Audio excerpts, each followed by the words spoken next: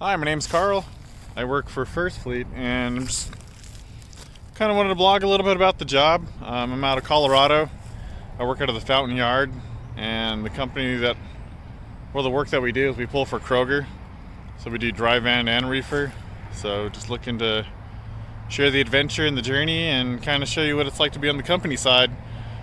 I know everybody wants to go owner operator, but I really enjoy doing the company because I like the home time and I don't need to make much money. So let's get started. All right, just got off the phone with our dispatcher, Skyler. He's a pretty awesome guy. I like Skyler. So he gave me the pickup number and the trailer number. So we just got to head over to Goddard, Kansas, pick up an empty reefer, take it up to Hutchinson, Kansas, drop that, and then pick up a dairy. So what they do is they just kind of keep the trailers in cycle. You don't bobtail around and stuff. You gotta take a trailer to drop off and pick up. All right, there's my truck. So I dropped my empty box. I gotta get this reefer. The first thing you wanna do is start these bad boys up and see if they work. And they always do. And then you come over here and check to see what the diesel is. It's full. There's actually a guy that comes and fills them up, and he puts farm diesel in there because it's not a truck, so it's like red diesel. It's kind of weird. Let's take a peek inside. Make sure she's empty. I always use gloves. I don't know what kind of crap's on these trailers. All right, she's empty. Let's hook up. Get on the road. Here's all our other First Fleet trailers. This is the Dillon's warehouse in Goddard. This looks like a good reefer. So we're gonna take this and we're gonna go 68 miles to Hutch. Yeah, good thing about being a company driver, you get paid by the mile to drive empty trailers. Just not a bad deal. All right. Yeah, this here's a pretty small Dillon's warehouse. I think they just do like drinks and stuff here, like beverages. So they take like Gatorade and stuff and take it down to Phoenix to Fry's. See the Dillon's trailers? So the owner operators pull the Dillon's. And I wonder if owner operator is actually a pretty good gig for these guys, because you're always going to warehouses and stuff and just dropping. But get on out of here and head over to Hutch. There's the guard shack right there. Just gotta let them know we're empty and we'll get on our way.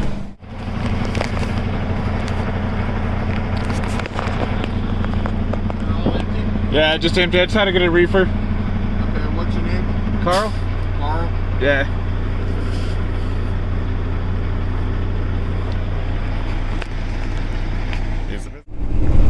Yeah, Kansas is pretty easy. It's all farm country out here. Easy driving, no cities, you don't have to worry about anything. I'm not a real fan of the East Coast, but out here, I mean, this is just easy. All right, here's the Dillon's warehouse in Hutch. This is actually a pretty big warehouse. They do all like refrigerated stuff, perishables. They got a dairy. We're gonna actually go to Jackson Dairy to pick up. And then here's the Titus. They pull the dairy loads and everything. We do all the dry stuff. But pretty big place. I'm gonna check in with the guard here and figure out where we gotta put these reefers. All right, we're at the back of the warehouse here, so they do all the loading and offloading.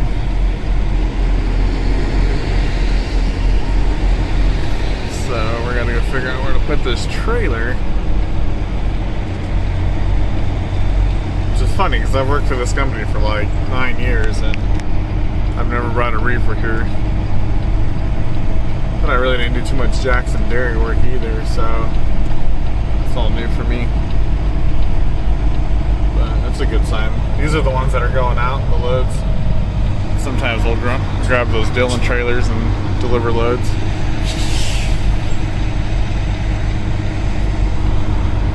Yeah, this is probably a nightmare place for a lot of people because they're probably not quick to offload. I sure hope they've gotten better. I don't even know if you got to pay for a lumper here. I bet you do if you're an owner-operator.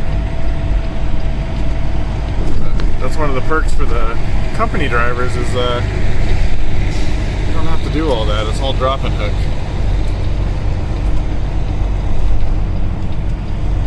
Oh, this guy just stopped in the middle of nowhere.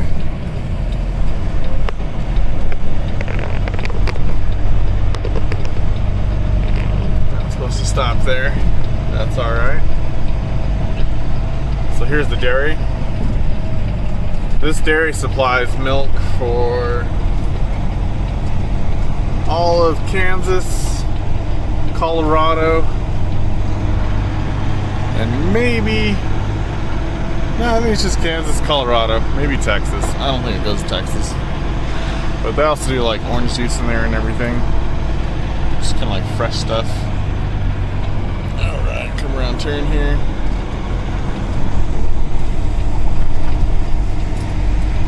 Yeah, these are all tankers for milk. Wow, it's a lot of milk.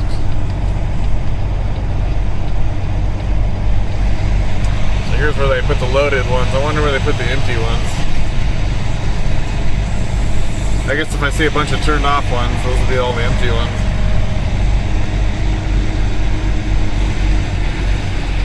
Alright, slow down for the turn. Hit a pothole. Alright.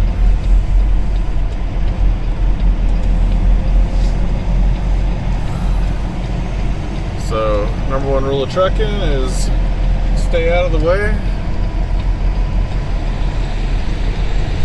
I'll park really close to these guys and go check in. Maybe I can ask that yard dog where the trailer goes. Cool. Let's go check in.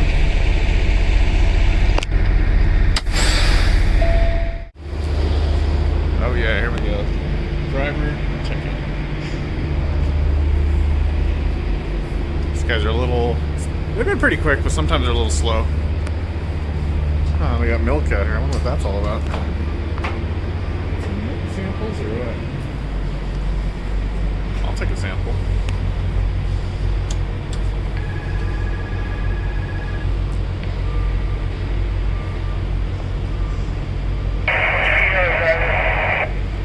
Seven 182.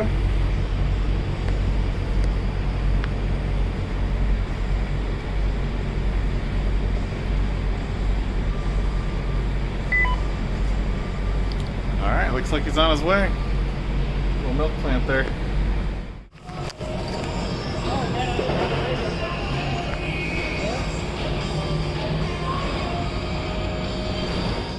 All right, we got our load figured out. Turned out I was picking up cases. I thought I was picking up milk. So it kind of makes things a little different. So we gotta just get rid of this reefer unit. I guess I'm just gonna hide it over there and then find this other trailer. All right, we're bobtailing. Sun's going down.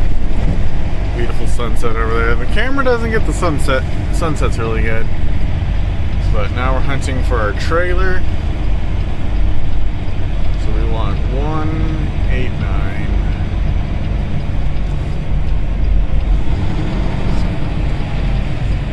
Alright, it's gotta be one of these. No, not that one. Got two sitting right here. No, not one of those. Oh, there it is. 93189. Cool. Let's hook up to that bad boy. They put these trailers so close together that you have to click into it.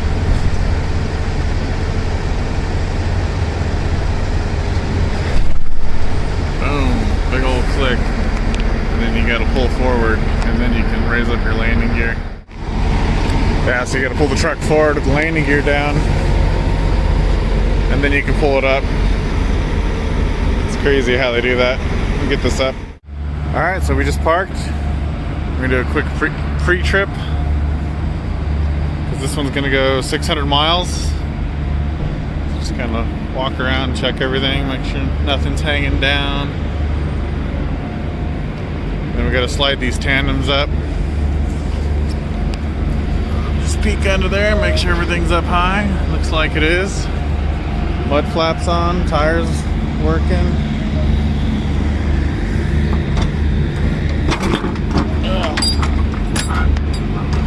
Look inside. Looks like we got milk crates.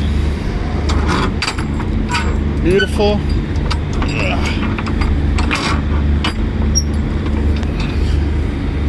It's kind of hard to do one-handed. There we go. And then we'll pop in our seal.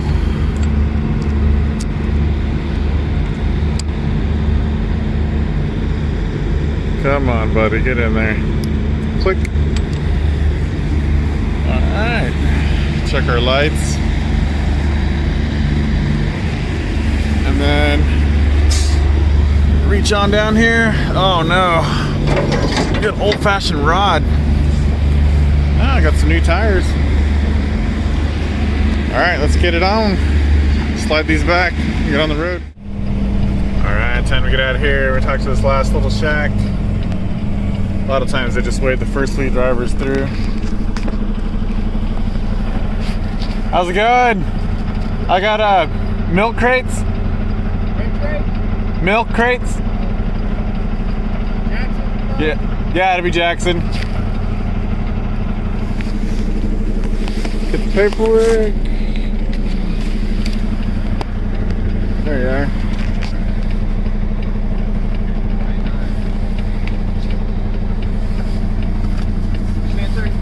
Carl with the C? Carl? Alright. Move forward, I'll check your seal on the way out. Alright, cool, thank you. Easy peasy. Just checking the seal and then we get on the road. Yeah, with this company we do a lot of night driving. And at first it's hard to get used to, but actually night driving is pretty good. Because we get into Denver about 3 a.m. and we can just zip in, do what we gotta do, and zip out. Real quick and easy. But yeah, I learned to love night runs. Spend a little more time during the day at home. So a lot of times you get in about 2 in the morning, go rest, and then you get up and then you still have 8 hours before you go to work again. For me as a company driver, that just makes more sense. That's the time I want to go out and do stuff. I like to go ride motorcycles and play in the mountains. So for me, it works pretty good. I know a lot of people, they just like being in the truck all the time and they spend months in the truck and it's just like, that's not for me. I did that.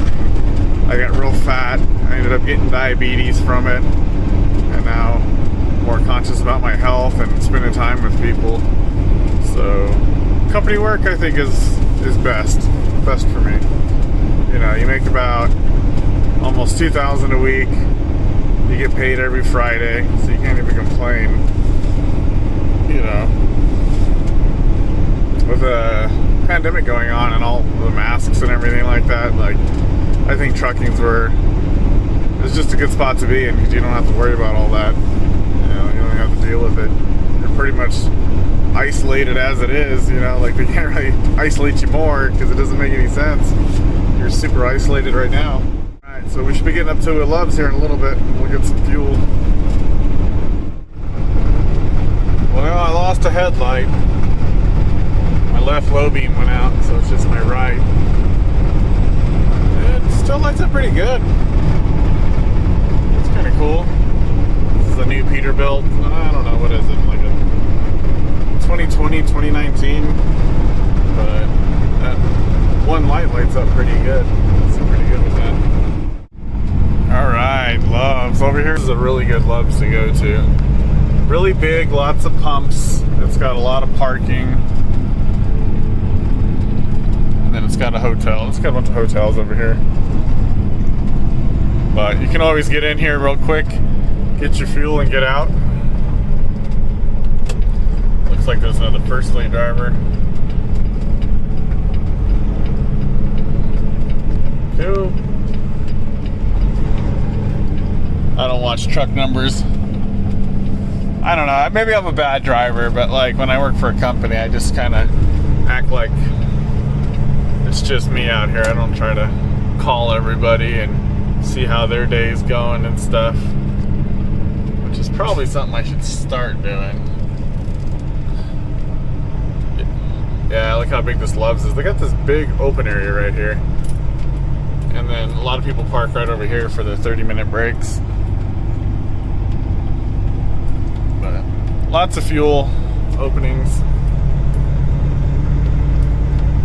Just got to swing back here behind the shop. It's a pretty good Love shop. These guys are awesome. Talk to them sometimes.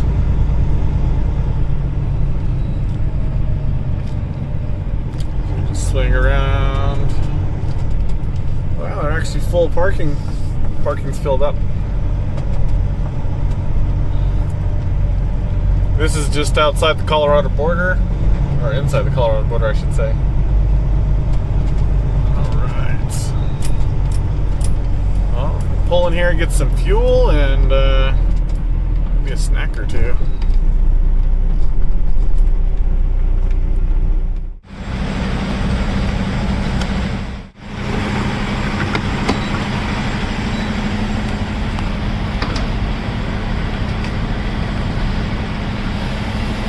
Go ahead and fill that bathtub up.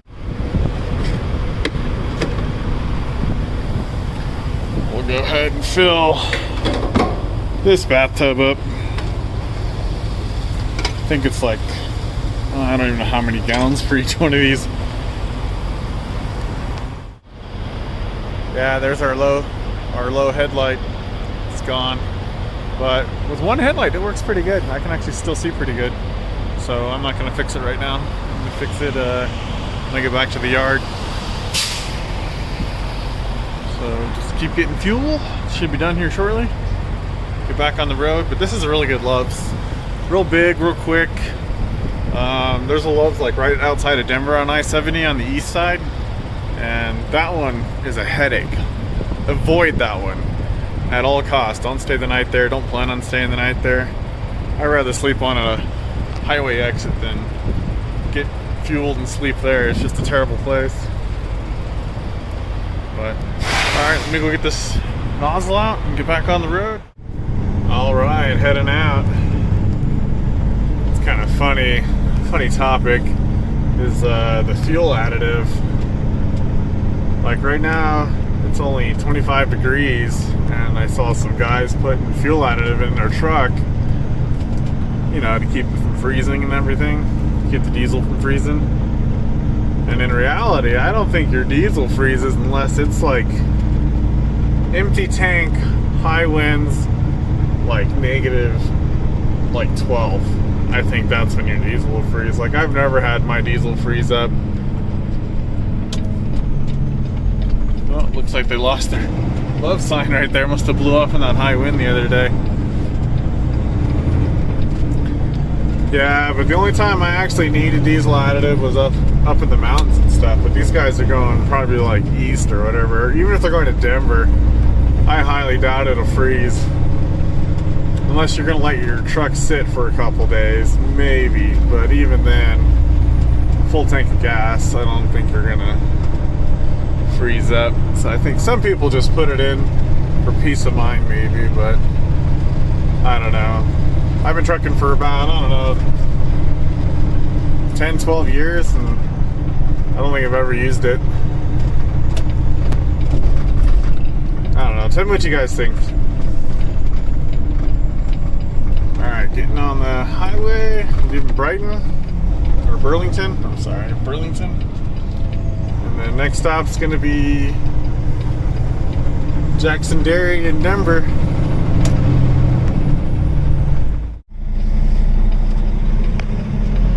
Alright, we made it on the yard. We just got to get to door 9.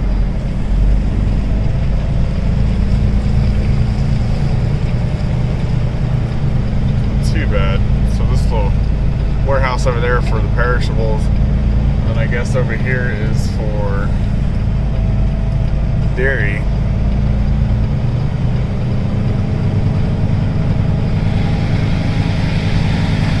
We gotta find door 9.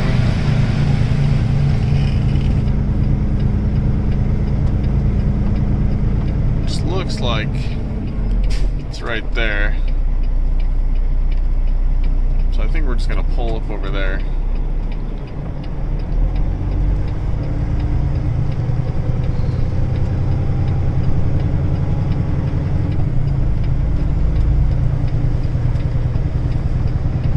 Try to stay a little out of the way.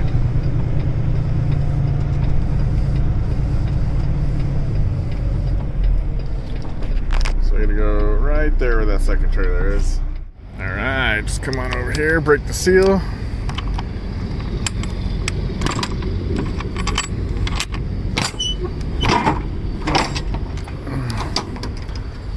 Oh, looks like a few of them tipped over. Shit.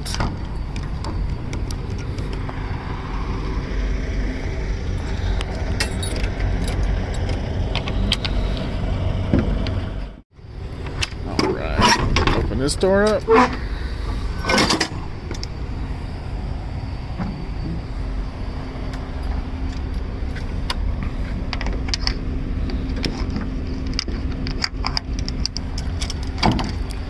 Sucks because they want to do like a live unload and then you can't see it. Kind of sucks, they want to live offload. That usually takes about an hour, and then I seen a couple of them that fell over, so it kind of sucks. I think we're going to be here longer than an hour. So it sucks. It's part of the job, but you know, you got to do it. So hopefully they offload real quick. I don't know why I can't just take an empty trailer, but we'll see. Alright, he's hooking up to it now. I'm just going to drop my trailer on the door and take off. I'm not going to sit and wait. No point in waiting. I'm just going to go home. If they don't like it, they can call First Fleet. Oh man, looks like my truck has a little wiring bug because the left headlight just came back on. So I got to check that out. I bet it's probably just a plug loose or something. Hopefully it's a loose plug, because if it's something else, then that's gonna really suck. Ew. Yeah, we just took off. I tried to find an empty trailer, but I couldn't find one, so they kind of frown on bobtailing, but we're gonna bobtail from Aurora all the way down to Fountain, Colorado. I don't like doing it because the ride's real rough on a bobtail. But yeah, I guess I'm gonna end the story here. Total miles on this full trip was 1,300, and I think it paid 49 cents a mile. So I'll let you guys do the math on that. I think it comes out close to like a little over 600 bucks. 600 bucks for 30 hours worth of work. Actually, it was 20 with a 10-hour break, but it depends on how you look at it. But yeah, thanks for watching. Hit the subscribe button, thumbs up. I just like to build up a little bit of a trucking channel, and feel free to ask questions. And I'll talk to you guys later.